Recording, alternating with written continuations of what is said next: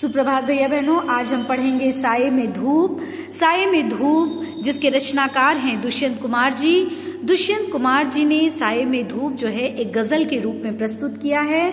यदि हम दुष्यंत कुमार की बात करते हैं तो दुष्यंत कुमार जी जो हैं वो सामान्य लोगों की दुख और पीड़ा को प्रकट करने वाले आधुनिक कवियों में से एक माने जाते हैं। कौन? दुष्यंत कुमार, है ना।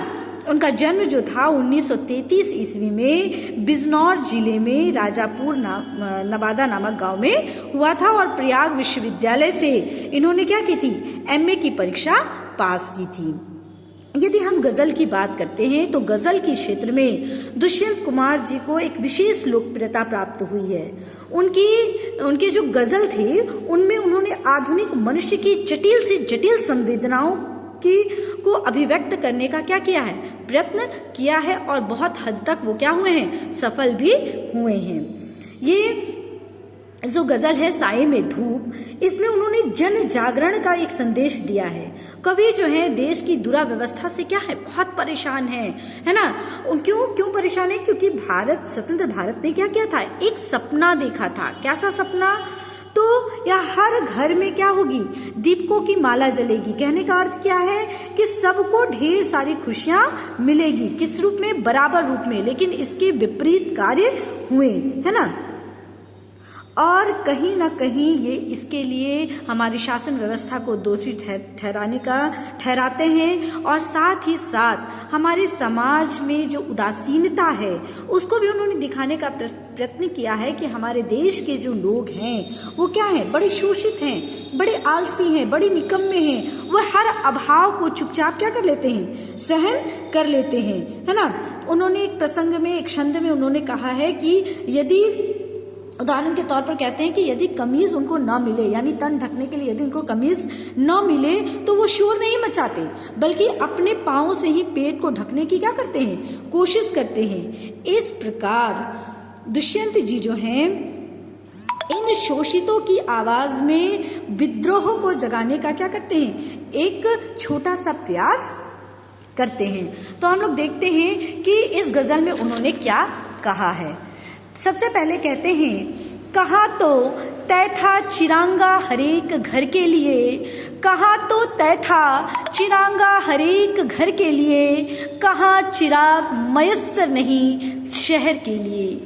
यहाँ दरख्तों के साए में धूप लगती है, यहाँ दरख्तों के साए में धूप लगती है, चलो यहाँ से चले और उम्र भर के लिए, चलो यहाँ से चलें और उम्र भर के लिए।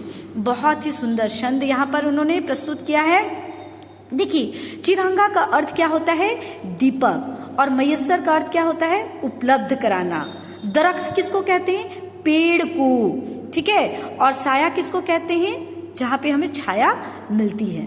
तो कितना सुंदर इन्होंने यहाँ पे प्रसंग लिया है और कहते हैं कि हमारा जो स्वतंत्र भारत है उसने क्या किया था? एक सपना देखा था कि हर घर में क्या होगी? हर घर में दीपक की माला जलेगी, है ना। कहा तो तय था चिरांगा हर एक घर के लिए, मतलब हर एक घर में क्या होगी? खुशियां ही खुशियां होगी। किंतु क्या हुए? इसके विपरीत कार्य हुए। कहा चिराग मयस्सर नहीं शहर के लिए, कहीं भी यह जो है उपलब्ध नहीं हो पाया। यानी हमें क्या हाथ लगी? निराशा ही निराशा लगी। यहाँ दरख्तों के साए में धूप लगती है, चलो यहाँ से चले और उम्र भर के लिए, चलो यहाँ से चले और उम्र भर के लिए। दरख्त मतलब पेड़, जिससे हमें आशा होती है क्या करने की? छाया पाने की। लेकिन वहाँ भी क्या मिलता है? वहाँ किसी भी प्रकार की हमारी आशा जो है वो सफल नहीं हो पाती। मतलब आज़ादी के बाद वो बताते हैं कि आज़ादी के बाद देश को क्या था? एक सुख और चैन मिलना था। कह रहे हैं कि यहाँ तो दरख्त ऐसे हैं, दरख्त मतलब पेड़ ऐसे हैं जिनकी छाया में छांव मिलने के बजाय क्या हो रही है? धूप मिलते हैं। अर्थात यहाँ की जो शासन व्यवस्था है और शासक ऐसे हैं कि उनके आश्रय में रहकर भी क्या है? कोई चैन नहीं मिलता, सुख चैन तो मिलता ही नहीं, बल्कि क्या मिलता है, बदले में कष्ट ही कष्ट क्या होते हैं, प्राप्त होते हैं। आजादी के बाद नेताओं ने देश के सुख चैन के लिए कुछ भी नहीं किया, तो क्या लग रहा है, चलो यहाँ से चले और उम्र भर के लिए। अब तो यहाँ मन लगता ही नहीं, मन क्या करता है कि यह देश छोड़कर कहीं और चले जाएं। अरे बात समझ में। अब देखिए दूसरे छंद में उन्होंने क्या कहा है, न हो कमीज तो पाँवों से पेट ढक लेंगे, न हो कमीज तो पाँवों से पेट ढक लेंगे, ये लोग कितने मुनासिब हैं इस सफ़र के लिए, ये लोग कितने मुनासिब हैं इस सफ़र के लिए। खुदा नहीं न सही, खुदा नहीं न सही, आदमी का ख्वाब सही, कोई हसीन नज़ारा तो है नज़र के लिए, कोई हसीन नज़ारा तो है नज़र के लिए। अब इन्होंने शोषण के विरुद्ध एक आवाज़ उठाने का प्रयास किया है, लोगों को उत्साहित करने का प्रयास किया है। वो कहते हैं कि भारत के लोग इतने दीनहीन और दबे कुचले हैं कि वे अपने अभावों का रोना भी नहीं रोते, है ना। उन्हें पहनने के लिए यदि कमीज न मिले तो वो अपने अधिकारों के लिए संघर्ष भी नहीं करते, है ना। वो उसी प्रकार से क्या करते हैं, जी लेते हैं। वे अपने पाँव को सिकुड़कर जो है अपने पेट को ढकने की क्या करते हैं, कोशिश करते हैं। यानी उनमें विरोध की जो भावना है वो क्या हो गई है, बिल्कुल मर चुकी है। आगे कहते हैं कि ये भारतीय जो हैं, खुदा नहीं न सही, आदमी का ख्वाब सही, ये भारतीय जो हैं इसलिए मानते हैं ताकि उनके सामने वक्त गुजारने के लिए कोई मनमोहक नज़ारा हो, है ना। यहाँ के धार्मिक लोगों का जो है, लोगों को का भगवान भी सच नहीं है। यहाँ उनके सपनों का क्या है, संसार है। उनका खुदा पर भी जो है रंच मात्र भी क्या है, विश्वास नहीं है। तो यहाँ पर उन्होंने क्या एक भारतवासियों की जो दबी कुचली आवाज़ है उसको उठाने का उन्होंने उन पर कटाक्ष किया है, उसको उठाने का एक प्रयास किया है। और यहाँ के धार्मिक यथार्थ से मुंह चुराने का एक साधन को उन्होंने बताया है कि ये जो धार्मिक यथार्थ हैं इससे लोग क्या करते हैं, केवल मुंह चुराते हैं, है ना।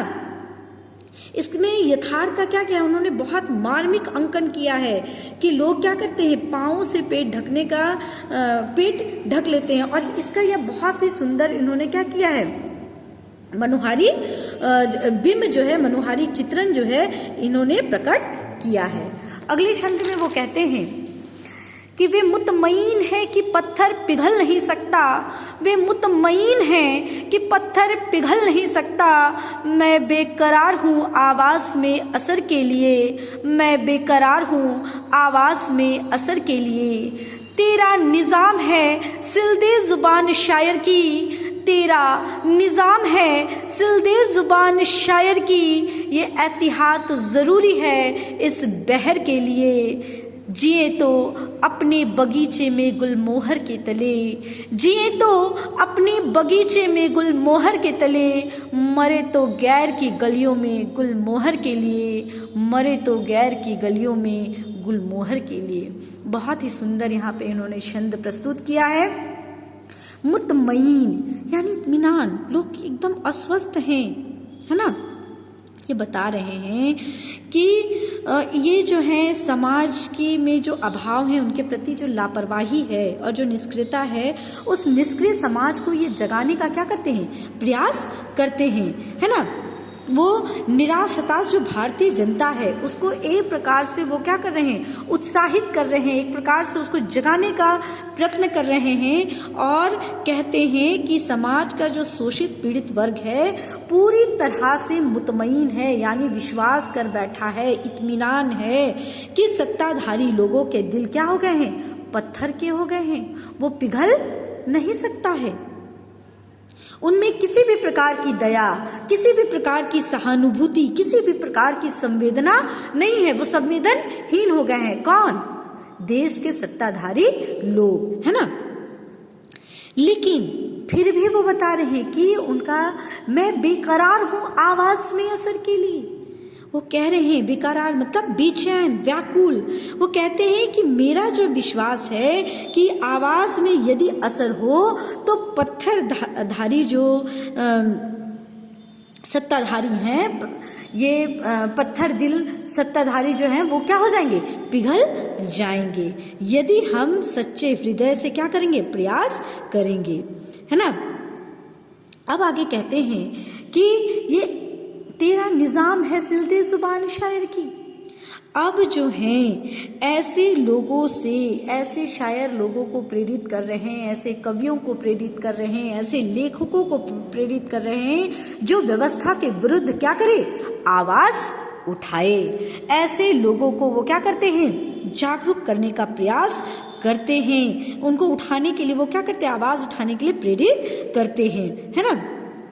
वो और कहते हैं कि सत्ताधारी की शासन व्यवस्था जो है तभी सुरक्षित है जब शायर लोग जब तक क्या हैं, चुप हैं, जब तक लेखक है, जब तक कवि, जब तक शायर जो हैं वो चुप हैं। यदि वो आवाज उठाएंगे उनके विरुद्ध तो ये सारे लोग जो हैं उनका पत्थर दिल भी क्या हो जाएगा, पिघल जाएगा।